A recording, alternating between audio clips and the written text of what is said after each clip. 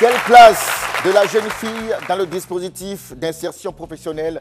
Le thème du jour, invité du débat, Madame Sonia Kouassi, chef de service programmes spéciaux à l'agence Emploi Jeune. Elle va nous rejoindre sous des sables d'applaudissements. S'il vous plaît, chers amis. Bonsoir, madame. Bonsoir. Bonne arrivée, je vous en prie. Merci. Amis jeunes, Maxime Victor, coach formateur, conférencier international en entrepreneuriat. Il viendra nous faire partager sa passion, sa vision du monde entrepreneurial, surtout ses conseils à vous, jeunes qui êtes assis à nous regarder, nous écouter ce soir.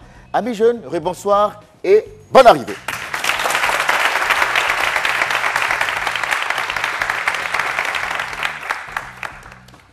Madame Sonia Kouassi, rebonsoir. Bonsoir. À travers vous, nous voulons saluer le ministère de la promotion de la jeunesse, de l'emploi des jeunes et du service civique. Vous êtes le chef de service programmes spéciaux à l'agence Emploi Jeune. Concrètement, votre rôle, votre boulot, travail consiste à quoi? Au niveau de l'agence Emploi Jeune, je suis chargée des programmes, comme on a dit, spéciaux, c'est-à-dire tous les projets qui ont une autre intensité en main-d'œuvre et en emploi. C'est-à-dire que si un conseil régional, une mairie, une entreprise, une société privée a un projet de développement en faveur des jeunes pour créer des emplois, il peut venir vers nous, venir me voir pour monter un projet et financer ce projet-là en faveur des jeunes. Très bien. Alors, donc, la problématique de l'éducation, de la formation, de l'insertion professionnelle, bien sûr, de la jeune fille, fait partie aussi de votre champ d'action. Oui.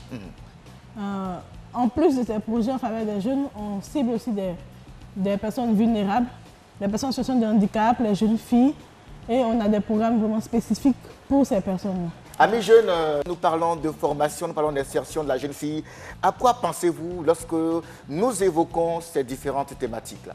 C'est une très bonne thématique parce qu'aujourd'hui, nous sommes en train de faire la promotion du genre parce que la femme, en général, est mal vue en société.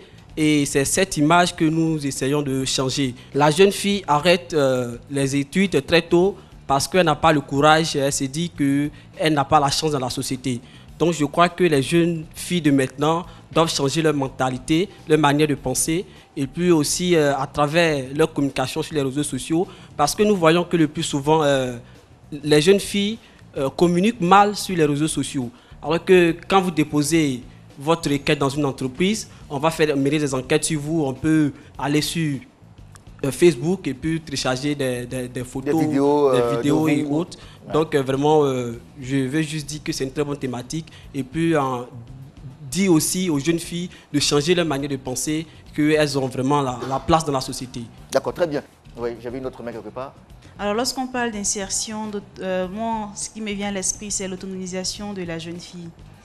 En réalité, il n'y a pas vraiment de politique mise en place. Moi, je suis une jeune fille, mais je ne suis pas pour autant une personne qui se lamente sur son sort parce que les parents n'ont pas de quoi m'accompagner dans les études secondaires. J'essaie tant bien que mal d'essayer d'avancer parce que j'ai un objectif dans la vie. Donc, comme il a dit tout à l'heure, tout est une question de mentalité, tout est une question de vision. Madame Sonia Kouassi, comment vous voyez la thématique du jour? Le chômage des jeunes filles est beaucoup plus accentué en Côte d'Ivoire. On a constaté ça au cours de nos différents salons, au cours de nos différentes prestations qu'on fait avec les jeunes.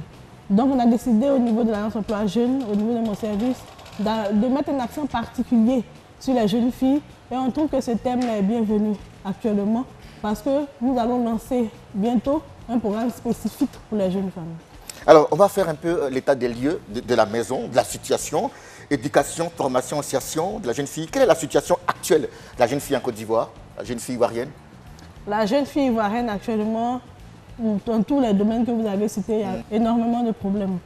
Au niveau de l'éducation, les jeunes filles arrêtent les études beaucoup plus tôt que les jeunes hommes. Au niveau de la formation professionnelle, étant donné qu'elles arrêtent les études tôt pour des causes diverses, elles n'arrivent pas à accéder aux formations professionnelles au même niveau que les jeunes hommes. Au niveau de l'emploi aussi, les jeunes filles sont moins embauchées que les jeunes hommes.